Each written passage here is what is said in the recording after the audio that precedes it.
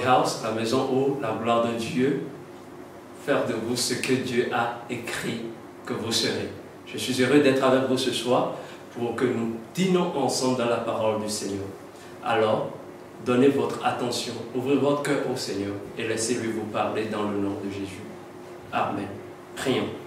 Père, nous voulons te dire merci, nous t'exaltons et te magnifions pour ce merveilleux moment que tu nous as accordé le privilège de nous retrouver en ta présence pour partager ensemble.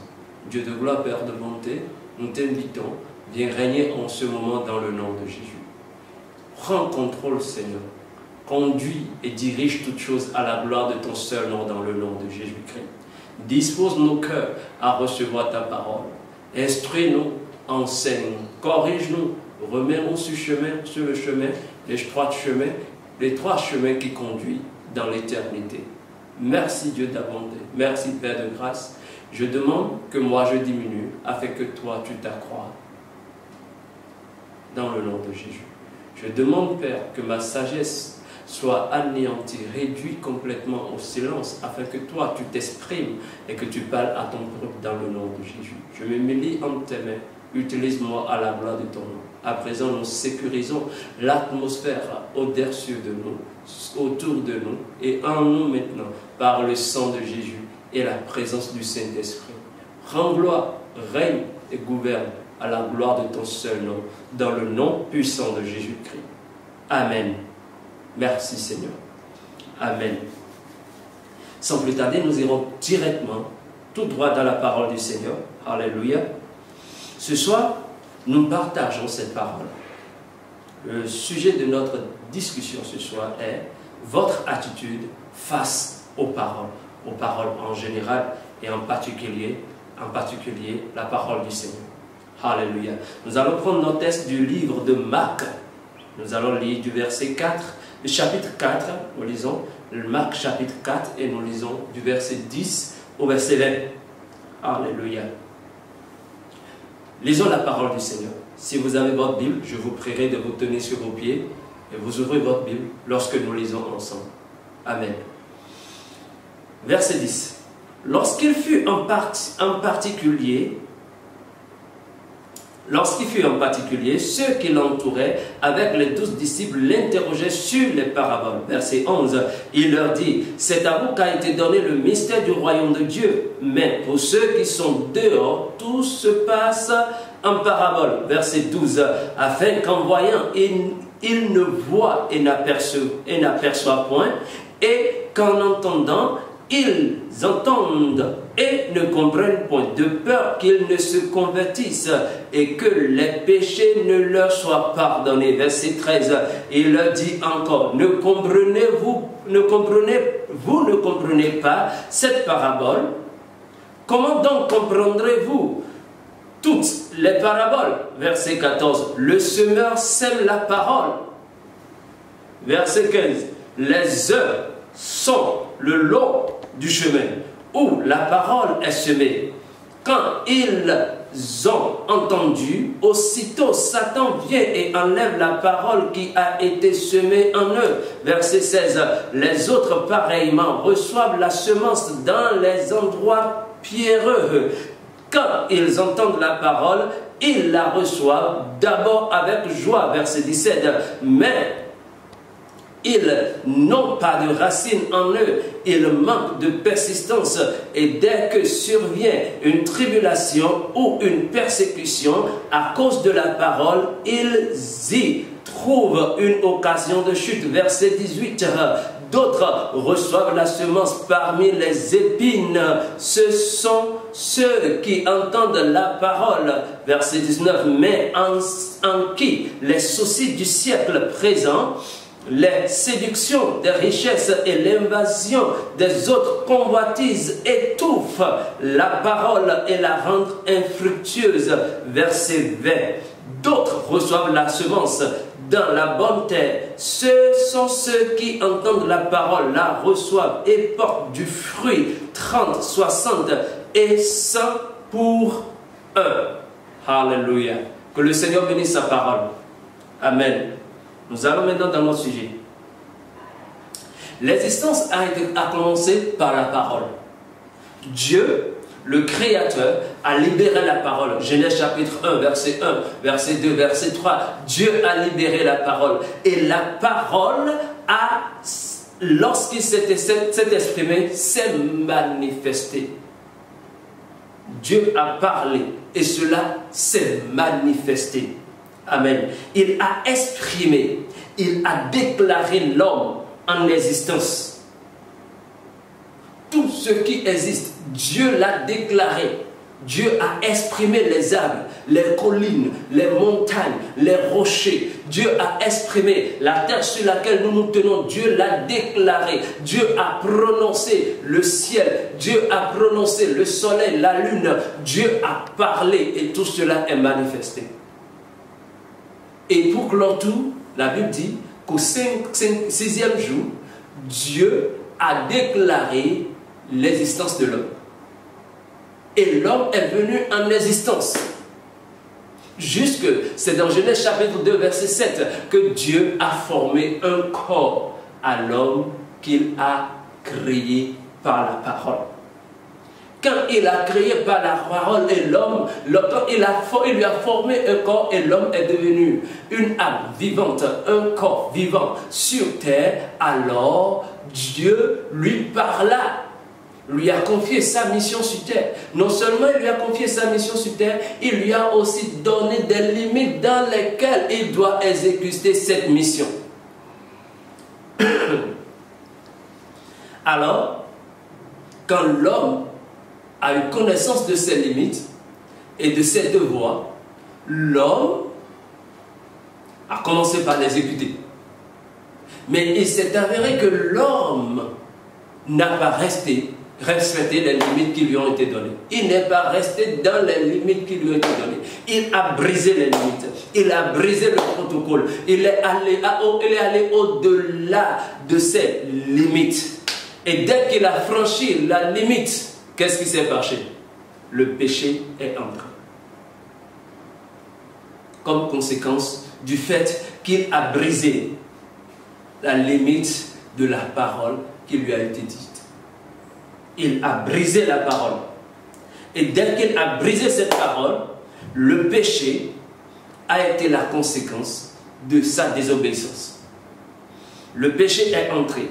Et qu'est-ce qui s'est passé? Suite au péché, l'homme a perdu le merveilleux jardin dans lequel Dieu l'a mis. Ce jardin, en fait, c'était la présence de Dieu. C'est pourquoi nulle part Éden, le jardin d'Éden ne peut être découvert. Le jardin d'Éden ne peut jamais être découvert. C'est un jardin qui n'est pas vu à l'œil nu. C'est la présence merveilleuse, glorieuse, fantastique, parfaite de Dieu. De Dieu. Alors, cela montre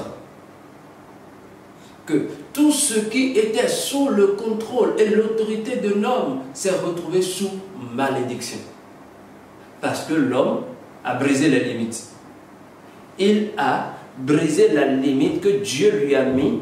Et parce qu'il a brisé la limite que Dieu lui a mis, qu'est-ce qui a suivi? La malédiction est venue sur toute chose. La femme que Dieu lui a donnée, qui est sous son autorité, une malédiction est venue sur elle. Le serpent que la femme a suivi, qui est sous l'autorité de l'homme et de la femme, normalement, a été maudit. La terre qui est sous le pied de l'homme a été également maudite. Donc tout ce qui est sous l'autorité de l'homme s'est retrouvé sous la malédiction à cause du fait que l'homme a brisé une parole. Cela veut dire qu'il est important que nous ne nous amusons pas avec la parole. Les paroles sont très, très importantes. Sont très, très importantes. Sont très, très importantes. Nous ne devons du tout pas les prendre à la légère. Elles sont et représentent la vie. Les paroles sont et représentent la vie. Dieu a parlé et la vie s'est manifestée. Il n'y a rien qui soit en existence qui n'est pas manifesté suite à la parole que Dieu a prononcée. Donc tout ce qui vit a été le produit de la parole prononcée par Dieu. Donc la parole vit et donne vie à toute chose. Mais de la même manière, la parole aussi communique la mort. La Bible dit dans le livre de Proverbes, la mort et la vie sont au pouvoir de la langue. En d'autres termes, de ce que nous disons, il y a la vie et il y a également la mort. Donc, nous pouvons choisir de communiquer la vie comme nous pouvons choisir de communiquer la mort. Alors, nous devons faire beaucoup attention à ce que nous disons. La parole est très puissante. Alléluia. Amen. C'est pour cette raison qu'il est important de mesurer, d'évaluer, de reconsidérer, de refaire une évaluation totale de notre attitude vis-à-vis de la parole. Vis-à-vis de la parole. Si vous prenez le temps de vous asseoir et que vous réfléchissez, vous analysez les faits, vous allez constater que depuis les temps anciens jusqu'à nos jours, tout ce qui constitue les problèmes de l'homme, de l'humanité, l'échec, la défaite, la faillite, la perte, la chute, la guerre ou les guerres, les calamités et les désastres sont tous à cause de l'attitude de l'humanité envers la parole ou les paroles. Envers les paroles. Notre attitude envers les paroles compte beaucoup. Compte beaucoup. Alors, qu'entendons-nous par notre attitude envers la parole? Essayons de définir cela brièvement.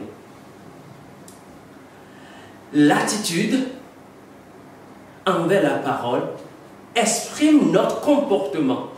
Je veux dire par là, c'est notre comportement, notre façon de faire, notre manière de faire, de gérer la parole que nous avons reçue, la parole que nous avons entendue, la parole que nous avons lue, la parole qui nous a été dite, la parole qui nous a été communiquée. Comment est-ce que nous nous comportons avec cette parole-là? C'est la façon dont nous percevons et agissons sur cette parole ou face à cette parole. Cela peut être aussi vu comme la manière de voir, de penser, en d'autres termes, la manière dont nous procédons avec ce que nous avons vu, entendu, perçu dans notre cœur. En d'autres termes, cela requiert de nous une procédure mentale. Donc, la manière dont nous procédons, nous gérons, nous traitons l'information que nous avons reçue à travers de la parole, dans notre pensée, dans notre psychologie. Et quelle émotion nous attachons à cela? Lorsque nous l'entendons, la lisons, la recevons. Et pour finir, comment est-ce que nous agissons envers cette parole-là? Envers cette parole-là. Tous les problèmes de l'humanité se retrouvent là. Tous les problèmes de l'humanité se retrouvent là. Notre perception de la parole. Notre manière d'analyser la parole que nous avons reçue.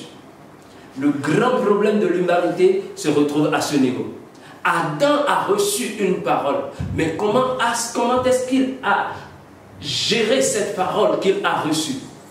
Dieu lui dit clairement, Adam, je te donne la terre, je mets tout sous ton contrôle, tout sous ton pouvoir, règne sur tout, gère tout, manage tout, contrôle tout, prends domination sur toutes choses. Adam s'est levé et Dieu lui dit, lorsque tu exerces ta fonction, reconnais cet arbre que j'ai placé au milieu du jardin. Cet arbre est l'arbre de la connaissance du bien et du mal. Et à côté se trouve l'arbre de vie. L'arbre de vie, tu peux aller vers l'arbre de vie. Tout autre arbre, tu peux aller vers. Mais cet arbre précis que je te montre, tu n'y touches pas. Parce que le jour que tu en mangeras, tu mourras. Et justement, c'est l'arbre que Adam est allé toucher. Il a laissé l'arbre de vie, il a laissé les autres arbres, mais c'est ça là, il est allé manger. Il a brisé son attitude envers la parole. Nous pouvons voir cela. Et c'est bien sûr ce que nous voulons discuter aujourd'hui. Pourquoi devons-nous développer la bonne attitude face à la parole? Face à la parole. En premier lieu, nous devons comprendre que toute âme vivante a un cerveau, un intellect, la capacité de réflexion, et donc doit penser, et donc est habilité à réfléchir, à mûrir ses pensées et prendre une décision. Donc, en d'autres termes, ce n'est pour rien que Dieu vous a donné un cerveau. Le cerveau dans le crâne n'est pas là comme de la bouillie. Non, le cerveau est un instrument efficace et puissant, un instrument en paix, un instrument sans pareil que Dieu nous a donné. Pourquoi? Parce qu'en premier lieu, Dieu aussi est un être réfléchi. Si vous ne le savez pas, je vous le dis ce soir, je vous apporte cette information. Dieu réfléchit. Sinon, il n'aurait pas dit dans Ésaïe chapitre 1, verset 29 par là, verset 19 plutôt, il dit, venez, plaidons ensemble. Plaidons ensemble, c'est un thème légal, un thème de discussion ou de débat ou de réflexion. Venez, réfléchissons ensemble, discutons ensemble, débattons du sujet de votre péché ensemble, c'est ce que Dieu disait. Donc, nous n'avons pas le choix. Il nous a fait exactement comme lui-même. Il a dit dans Genèse chapitre 1, verset 26, Dieu dit, mon frère, ma soeur, Dieu dit, je te le dis bien ce soir, Dieu dit, oh, faisons l'homme à notre image et selon notre ressemblance. En d'autres termes, Dieu est un Dieu parfait. Il est un Dieu aussi émotionnel comme il est un Dieu aussi réfléchi. Donc il nous a fait exactement comme lui. Lui, il est un Dieu, trois en un, une trinité. Il est trois en un. Il est esprit, il a une âme, il est esprit, il est le Père, il est le Fils, il est le Saint-Esprit. Et c'est dans ce schéma aussi qu'il nous a créé esprit. Il nous a donné une âme et nous vivons dans un corps. Et vous pensez que celui qui nous a fait comme ça et qui nous a donné un cerveau n'est pas aussi doté d'une capacité de réflexion? Dieu réfléchit. C'est pourquoi il nous a créés comme des êtres réfléchis. Il nous a créés à son image, exactement comme lui-même, avec toutes ses capacités et potentialités, afin que nous soyons en mesure de réfléchir et d'agir. Mais ce qui me cœur le plus est que nous, les chrétiens aujourd'hui, la génération des chrétiens que nous sommes dans ce monde d'aujourd'hui, ne réfléchissons pas. Ne réfléchissons pas. Ça me blesse le cœur de voir que les chrétiens passent du temps à crier vers Dieu, à crier à Dieu, à demander de l'aide, à demander de vision, à demander que Dieu leur parle et Dieu leur donne de vision. Et ils ne sont pas en mesure de travailler ces visions. Et tant que vous ne travaillez pas ces visions, puisque la nature a horreur du vide, Dieu vous donne, vous ne l'occupez pas. Alors qu'est-ce que Dieu fait? Qu'est-ce qui se passe? Quand Dieu vous donne, il ne prend pas, mais le diable peut vous voler. C'est pourquoi Jésus a dit, son mandat, c'est de vous voler, c'est de détruire et de vous tuer et de tuer. Son mandat, c'est de voler, de détruire et de tuer. Et ceux qui volent surtout, ceux après qui il est pour voler, détruire et tuer, c'est nous les chrétiens.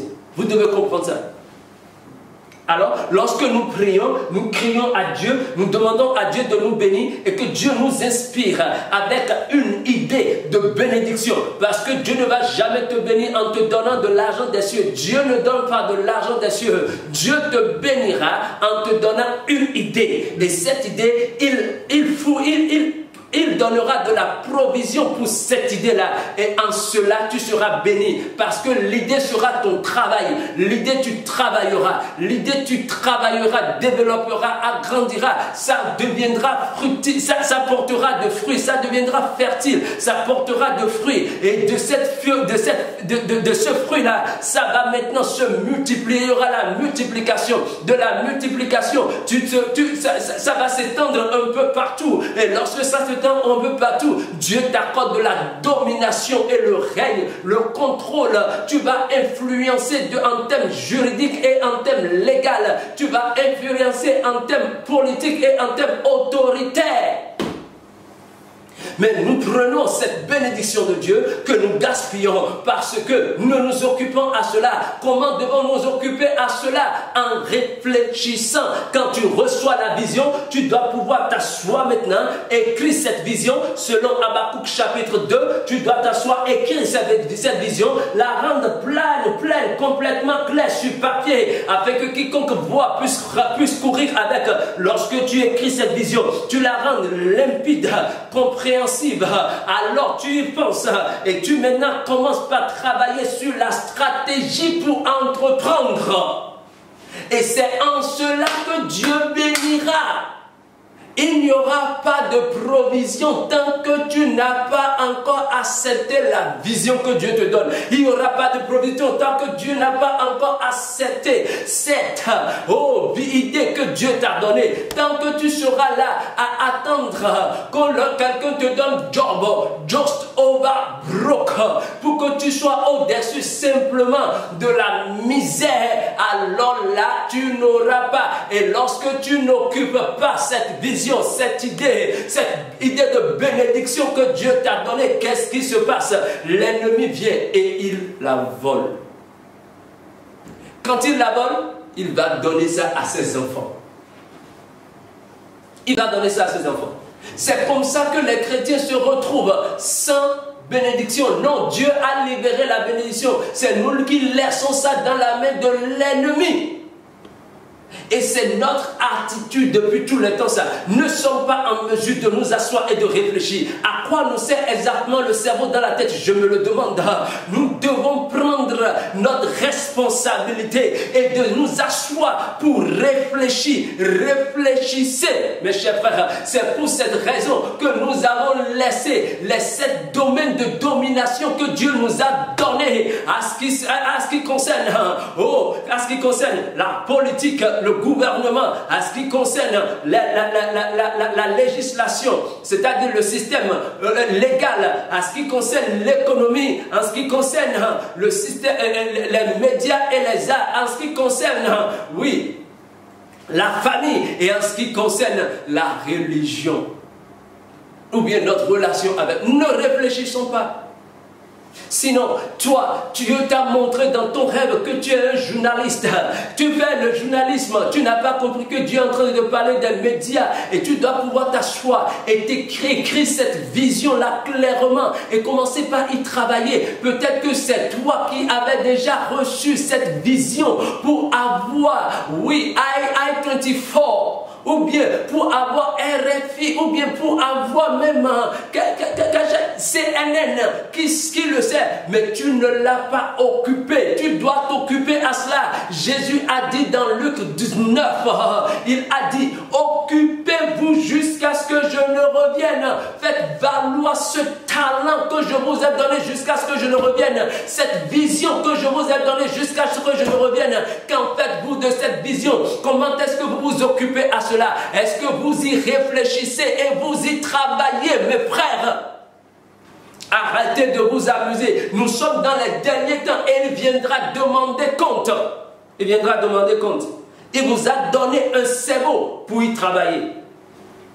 Toute personne vivante a reçu la capacité et la possibilité de vivre, ce qui exige de nous de penser. Tu ne peux pas vivre sans pouvoir penser. Tu dois pouvoir penser et faire quelque chose de tangible. Tu ne peux pas penser sans pouvoir produire quelque chose de tangible. Avez-vous vu quelqu'un qui réfléchit et qui n'arrive pas à produire quelque chose de tangible? Non. Toute personne qui réfléchit produit de bons résultats.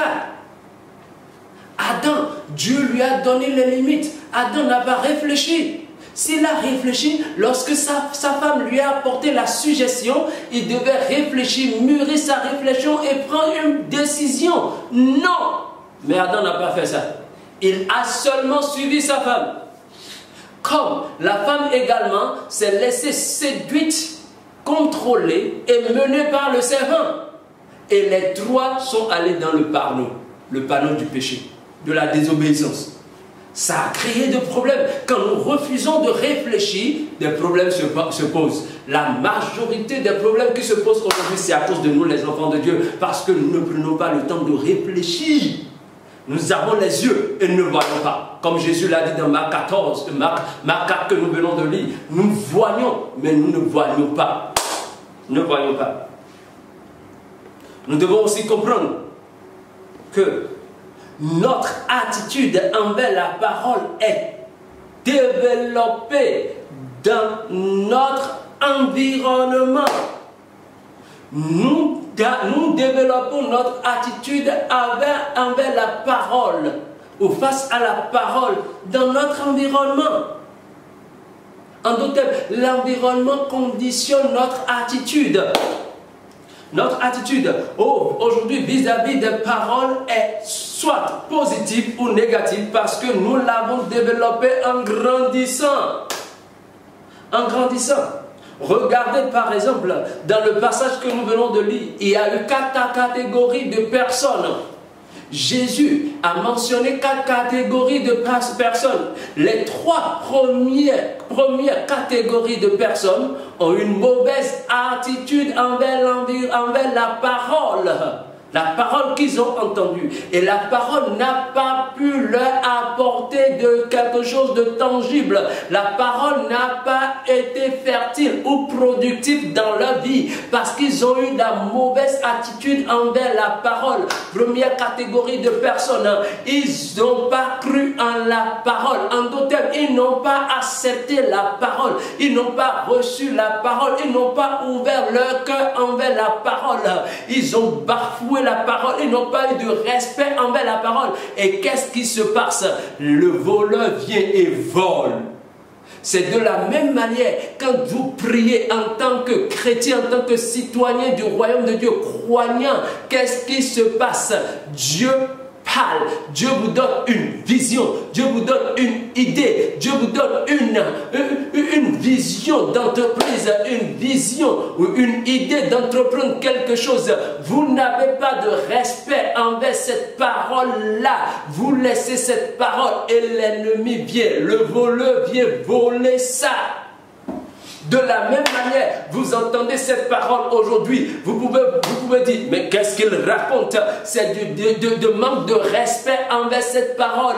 Vous ne l'avez pas valorisée. Et qu'est-ce qui va se passer ensuite? Le voleur vous volera cette parole-là. Et cette parole ne pourra pas porter son fruit dans votre vie. C'est la première catégorie. Jésus les appelle ceux qui sont le long de la voie. Ceux qui sont le long de la voie. Ceux-là reçoivent la parole dans une terre qui n'est pas favorable, qui n'accepte pas, et le voleur vole. Souvent, ce sont ceux qui ont une vie externe. Nous n'allons pas dans ce sens. Restons dans le cadre de ce que nous discutons. Ce sont des incrédules, un point, un trait. Ce sont des gens qui ne croient pas du tout. Deuxième catégorie, ce sont ceux qui n'ont pas de racines. La parole de Jésus dit, ce sont ceux qui reçoivent la parole dans de terres rocailleuses. La parole vient. Ils reçoivent la parole. Ils ne rejettent pas la parole comme ceux de la première catégorie. Ils reçoivent la parole, ils acceptent la parole, ils accueillent la parole et avec joie, ils croient en la parole. Mais parce qu'ils refusent d'appliquer leur pensée, leur cœur à la parole, ils n'ont pas de profondeur, leur terre est rocailleuse, il y a trop de pierres dans leur terre. terre. Le terre est rocher, roc, pierre partout. Alors la semence qui est la parole qui a germé ne trouve pas de place pour envoyer ses racines sous sol afin de pouvoir bien s'établir et grandir pour devenir un arbre. Grandir pour devenir un arbre. Alors qu'est-ce qui se passe? Très vite, la parole meurt. Quand le soleil se lève, ça sèche, ça se dessèche et ça meurt. En d'autres termes, lorsque la persécution vient, lorsque le challenge s'élève, parce qu'ils ont reçu la parole, parce que toute parole que vous avez reçue sera testée, votre vision sera testée, votre idée d'entreprise sera testée, votre idée d'entrepreneuriat sera testée. Oui, il y a la chaleur qui s'élèvera, il y a les péripéties de la vie qui s'élèveront contre, les tempêtes qui s'élèveront contre, les choses qui se déchaîneront, le vent, la pluie, l'eau, la mer se déchaînera contre. Est-ce que cette vision vient vraiment? Comment est-ce que vous vous appliquez? Ça testera votre persévérance, ça testera votre endurance. Et c'est en ce moment seulement que on saura si votre parole, la parole que vous avez reçue, vous y avez travaillé. Est-ce que vous avez appliqué votre cœur à cette parole? Parce que c'est en appliquant votre cœur à cette parole, en fouillant, en cherchant, en recherchant et en recherchant que vous allez bâtir la conviction sur cette parole. Tant que tu n'es pas convaincu par rapport à une vision, tu ne peux pas la poursuivre. Tant que tu n'es pas convaincu par rapport à cette idée d'entreprise, tu ne peux pas la poursuivre. Tant que tu n'es pas convaincu par rapport au salut que donne Jésus-Christ, tu ne peux pas être déterminé et persévérant à poursuivre cette parole, à rester statut, sans fléchir, sans abandonner sur cette parole jusqu'à ce que tu ne vois Christ apparaître dans sa gloire. On l'attend toujours depuis des années et il n'est pas encore revenu. Combien de fois sommes-nous persévérants? Est-ce que c'est à la dernière minute tu abandonneras? Est-ce que c'est à la dernière minute que tu délaisseras? Non, c'est le moment de persévérer, car il a dit, ceux qui persévéreront jusqu'à la fin seront ceux qui entreront dans le royaume. Est-ce que tu veux voir la gloire finale? Est-ce que tu veux voir ta vision s'éclore et devenir une grande chose? C'est maintenant, il faut persévérer, parce que c'est le moment de persévérer. Tant que tu n'as pas encore appliqué ton cœur à cette vision, tu ne peux pas persévérer.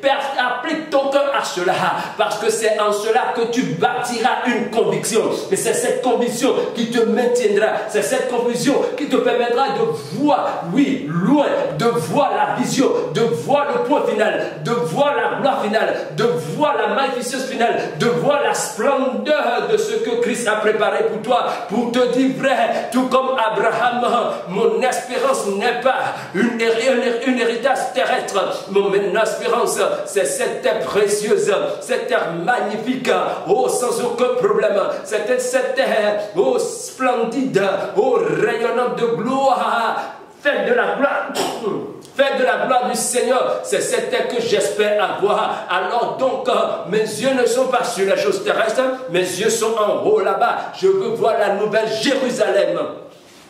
À quoi tu espères? C'est ce à quoi tu appliques ton cœur qui détermine ta vision, qui détermine ton point final, qui détermine ta persévérance et ton endurance. À quoi est-ce que tu persévères? À quoi est-ce que tu appliques ton cœur? Peux-tu me montrer, me dire, partager avec moi ce à quoi tu appliques ton cœur? Je te dirai ce à quoi où tu finiras. Alléluia. Troisième catégorie de personnes, ce sont ceux qui, déjà, avant même qu'ils ne reçoivent la parole, leur cœur est rempli des problèmes du monde, des plaisirs du monde. Ils sont importunés par la recherche de l'argent, la recherche du bonheur, la recherche de la tranquillité, la recherche de ci, de ça. Ils veulent acquérir tout. Christ a dit, ce sont ceux-là, ils reçoivent la parole dans les épines. Les épines sont déjà sur place. La recherche de l'argent est déjà là. La recherche de l'or, de l'argent, de tous les merveilleux choses de ce monde ont déjà rempli leur cœur. Et lorsque la parole y entre, la parole n'arrive même pas à trouver le sol. Elle tombe directement dans les épines qui les transperce et les détruit. Et la détruit. Où êtes-vous dans toutes ces catégories? Dernière catégorie dont Jésus a parlé, c'est ceux de quatrième catégorie, qui sont ceux qui ont reçu la parole dans de bonnes têtes. Tout le monde reçoit la parole, sauf la première catégorie. Tous les autres ont reçu la parole. La dernière catégorie, ceux-là ont reçu la parole dans de bonnes têtes. Ça veut dire, ils ont ouvert le cœur, ils ont accepté la parole avec joie. Et ils ne se sont pas restés là, ils sont allés appliquer le cœur à la parole, studieusement et travailler à la parole. Ils ont étudié la parole, ils ont médité la parole, ils ont fouillé la parole pour en découvrir en plus ce qui leur a donné de profondeur et des racines. Ils sont solides. Quand le vent s'élève, ils sont solides. Quand la tempête s'élève, ils sont solides. Il pleut, il neige, ils sont solides. Ils sont debout tout le temps. Les péripéties de la vie s'élèvent, ils sont solides, debout tout le temps. Et qu'est-ce qui se passe?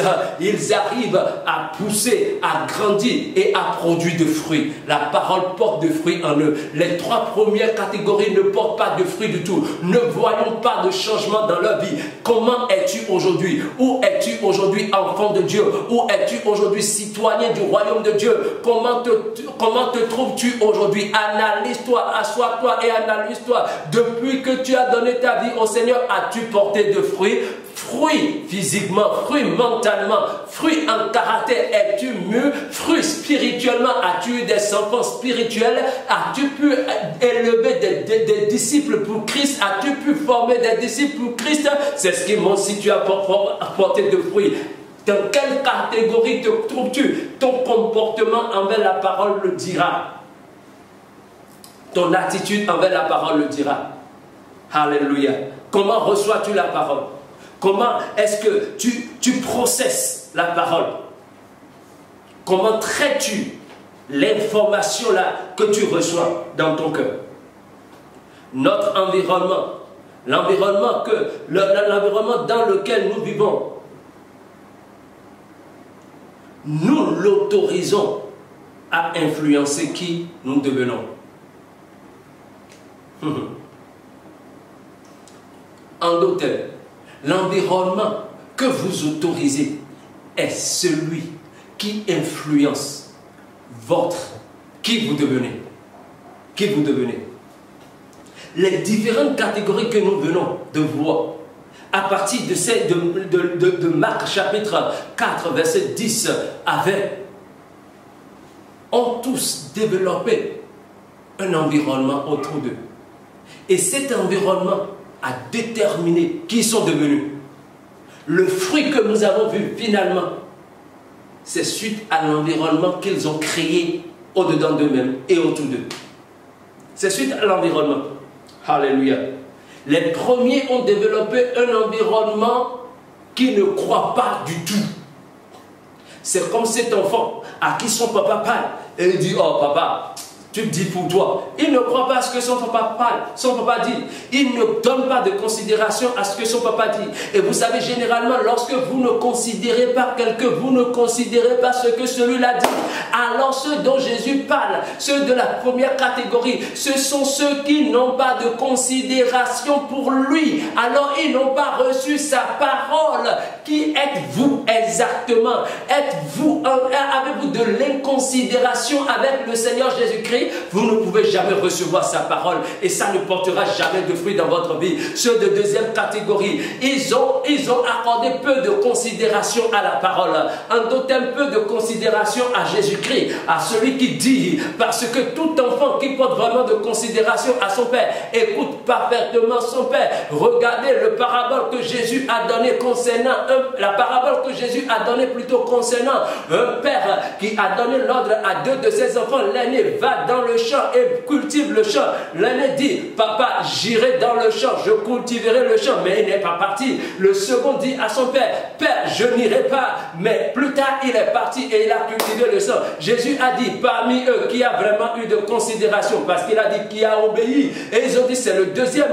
Jésus leur dit exactement: c'est le deuxième qui a obéi. Donc le premier peut devenir le dernier et le dernier peut devenir le premier, parce que celui qui a dit que j'irai et n'est pas allé accorder peu de considération à son papa. Quelle considération accordez-vous aux paroles de vos parents? De la maison, vous apprenez votre attitude envers la parole. Quand papa parle, comment prenez-vous sa parole? Quand maman parle, comment prenez-vous sa parole? Comment vous vous comportez avec la parole de vos leaders? Comment vous vous comportez avec la parole de votre patron? Comment vous vous comportez avec la parole de votre leader spirituel que Dieu a établi sur vous? Comment vous comportez avec la parole de votre supérieur, de votre grand frère, de votre grande soeur? Comment vous comportez-vous avec la parole de votre petit frère ou petite soeur? Comment vous comportez-vous en tant que mari avec la parole de vos beaux-parents, de vos beaux-frères et belles-sœurs? Comment vous comportez-vous envers la parole de votre épouse et de vos enfants?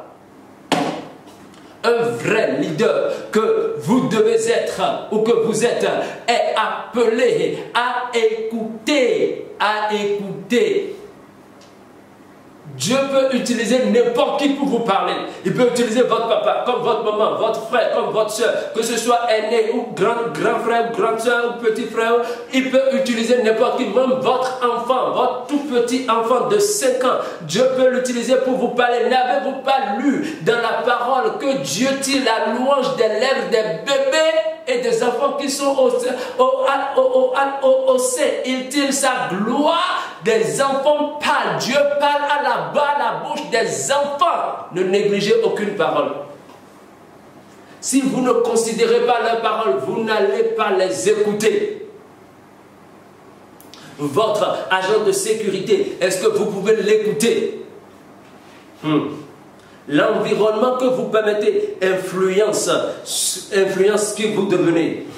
Vous pouvez autoriser l'enseignement de vos parents à influencer votre attitude envers la parole ou non. Si vos parents vous ont appris à honorer les paroles, il vous est facile de le faire également. Mais si vous refusez de le faire, vous ne pouvez jamais le faire. Si vous n'avez pas eu de parents qui vous ont enseigné, vous avez toujours l'occasion de l'apprendre, parce que Dieu accorde toujours une chance à tout le monde de pouvoir l'apprendre.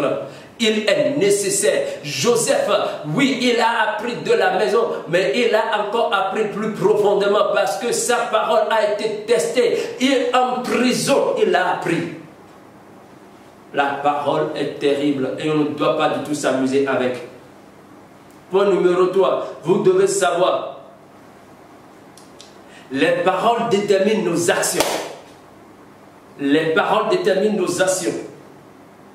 Dans Proverbe 23, verset 7, il dit, tel qu'il pense dans son cœur, tel qu'il est. En d'autres termes, ce que nous pensons, c'est ce que nous sommes. Ce que nous pensons, c'est ce que nous disons. Ce que nous pensons, c'est ce que nous faisons. Et ce que nous faisons décrit notre caractère. Et notre caractère, c'est qui nous sommes. Alors ce que nous pensons, c'est ce que nous sommes. Alléluia. Et n'oubliez pas que tout ce que nous pensons, c'est tout ce que nous voyons. Parce que quand je parle, vous voyez ce que je dis en image dans votre tête.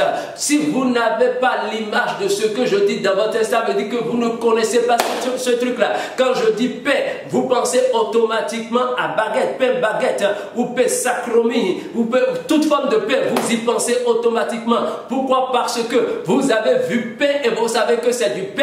Donc dès que j'ai dit pain, vous l'avez déjà imaginé dans votre tête. Quand je dis voiture, vous pouvez attacher n'importe quel type de voiture à cela. Mais quand je dis précisément, oh, Volkswagen, automatiquement, vous pensez à un Volkswagen. Ou quand je parle de Durango, vous pensez automatiquement à la voiture Durango de marque américaine. Et automatiquement, vous y pensez. Pourquoi? Parce que vous avez l'information. Si vous n'avez jamais encore vu l'image de Durango, vous ne pouvez pas y attacher. Et attacher l'image à ce que je dis, ça veut dire que vous n'avez pas ça.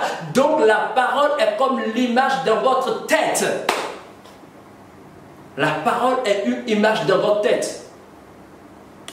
Alors, en d'autres termes, quelles sont les images qu'il y a dans votre tête? Quelles sont les images que vous avez réunies dans votre environnement, dans votre tête? Parce que ces images forment vos pensées au-dedans de vous. Et de ces pensées surgissent ou bien naissent des émotions au-dedans de vous. Et ces émotions sont les pulsions qui vous poussent à agir. Et vous faites, et on vous caractérise par cela. Et ce que vous continuez à faire, c'est ce que vous devenez finalement. Donc si vous continuez à mentir parce que vous avez appris à mentir dans votre environnement, tout ce qui est dans votre environnement vous enseigne le mensonge, alors vous allez finir par mentir et manifester le caractère d'un menteur. Et vous devenez purement un menteur. Et c'est comme ça qu'on vous connaîtra comme un menteur. Votre environnement vous enseigne, l'environnement que vous autorise forme en vous et détermine ce que vous faites parce que vous avez été informé de mensonges et vous êtes dans le mensonge, vous finirez par agir ainsi. C'est pourquoi dans Ésaïe 6, Ésaïe a dit « Oh Seigneur, je suis d'un peuple dont les lèvres sont impures. » Parce que Ésaïe a discerné que leur environnement, l'environnement dans lequel il est, ils ont les lèvres impures, ils ont le mensonge dans la bouche, ils ont les lèvres mensongères et ils disent pas mal de mauvaises choses de leur bouche. Alléluia.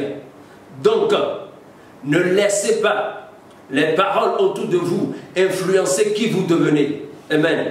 Il est honorable, comprenez, qu'il est honorable de réfléchir.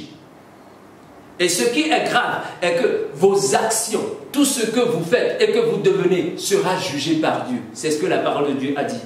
Donc, dernier point pour aujourd'hui, pour ce soir plutôt, c'est qu'il est honorable de réfléchir. Proverbe 25, verset 2. Proverbe 25, verset 2 dit.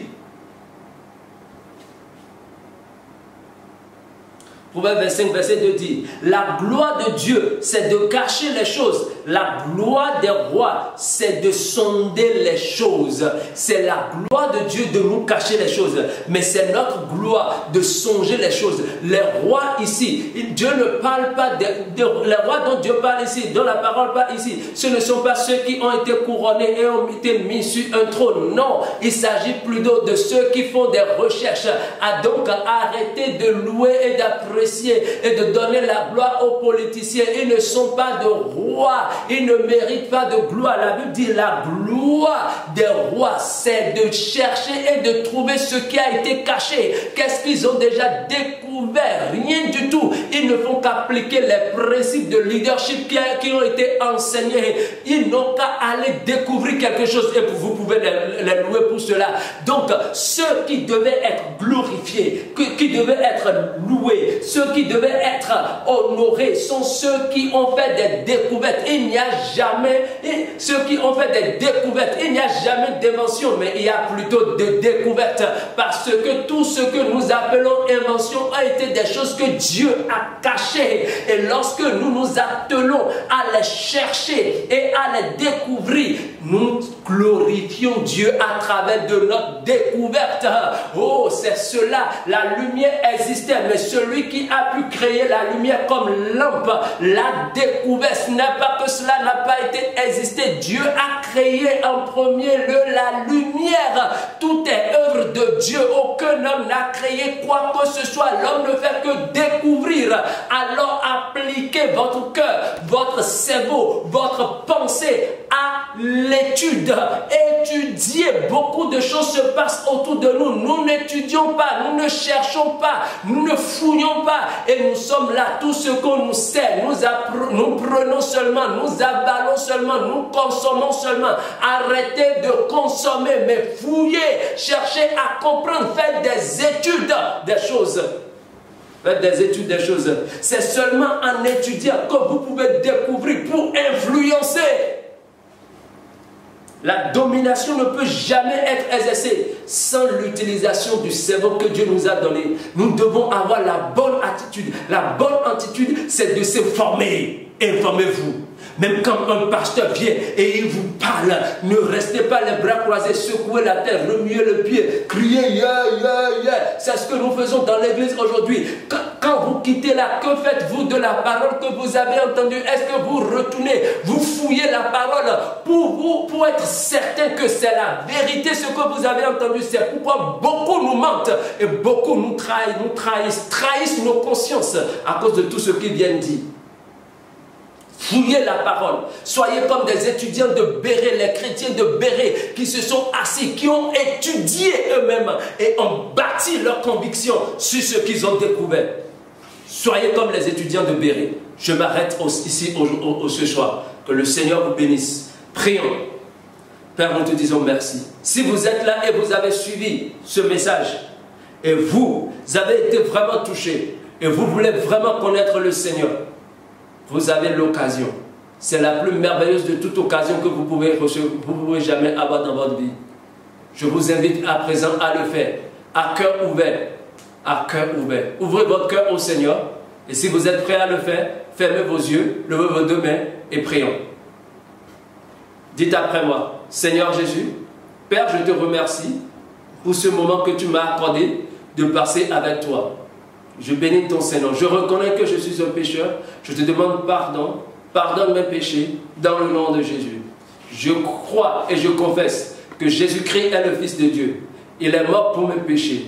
Il est ressuscité le 3e jour pour ma justification. Par ma confession, Seigneur Jésus, j'ouvre mon cœur. Viens dans ma vie. Viens et sois mon Seigneur. Viens et sois mon Sauveur. Merci de m'avoir sauvé. Merci de m'avoir racheté. Merci de m'avoir fait rentrer dans ton royaume et de m'avoir accepté dans ta famille royale. Merci pour ton amour immense manifesté envers moi. Merci Seigneur. Au nom de Jésus. Amen. C'est la plus merveilleuse de toutes les décisions que vous pouvez prendre dans votre vie. Il y a de cela, quelque part en juillet 1996, j'avais pris cette décision. Et depuis ce jour, jusqu'à ce jour, je ne l'ai jamais regretté. Et je vous assure que vous ne l'avez jamais regretté. Et pour ne pas regretter cela, il faut que vous appliquiez votre cœur à la parole de Dieu. Alors je vous invite à chercher où que vous êtes, une église vivante que vous devez aller. Allez, asseyez-vous, suivez les enseignements, prenez note des enseignements, rentrez à la maison, fouillez encore pour mieux comprendre. C'est en cela que vous aurez de racines et votre salut sera assuré. Si vous êtes à Accra, vous êtes dans les environs de Spintex Road, sur le Spintex Road en Community 16, Community 17, 18, 19, 20, vous n'êtes pas du tout loin de nous. Nous nous situons sur le College Dowda Road, dans la même concession que Pleroma Academy. Retrouvez-nous là les dimanches. Après, bien sûr, que nous aurons l'autorisation de reprendre avec les cultes normaux. Je serai heureux et très content de vous accueillir avec nous, dans la famille royale de Dieu. Que le Seigneur vous bénisse. Prions. Père, je te dis merci pour tes enfants. Je magnifie et j'honore ton nom pour ce que tu as fait dans leur vie. À toi seul revient la gloire, l'honneur, la majesté. Je prie pour ceux-ci qui sont venus à toi aujourd'hui, qui ne seront jamais ravis de tes mains. Et nul ne peut les empêcher de grandir et de mûrir dans tes mains dans le nom de Jésus. Je prie pour tout le monde que cette semaine est bénie dans la vie de toute personne. Toute personne qui veut te redédier leur vie à présent, je les confie également dans tes mains. Saint-Esprit, rends leur ministère. Donne-leur de te donner leur vie et de te redonner leur vie en toute sincérité. Et papa, prends cela au sérieux en te servant dans le nom de Jésus. Conduis-les sur le chemin, sur le sentier de la vie, Seigneur, dans le nom de Jésus. Mène-les à bon port, c'est-à-dire à travers de la porte étroite dans l'éternité, dans le nom de Jésus. Merci Seigneur pour ce que tu as fait. Merci grand roi. Je bénis cette semaine dans la vie de tout le monde. Je déclare que la face de l'Éternel luit sur tout le monde. Il fait resplendir sur eux la lumière de sa contenance. Et la faveur de l'Éternel demeure avec tout chacun de vous. Sa paix règne dans votre maison et dans vos cœurs, dans le nom de Jésus. Allez dans la paix du Seigneur et prospérez cette semaine dans le nom de Jésus de Nazareth. Amen.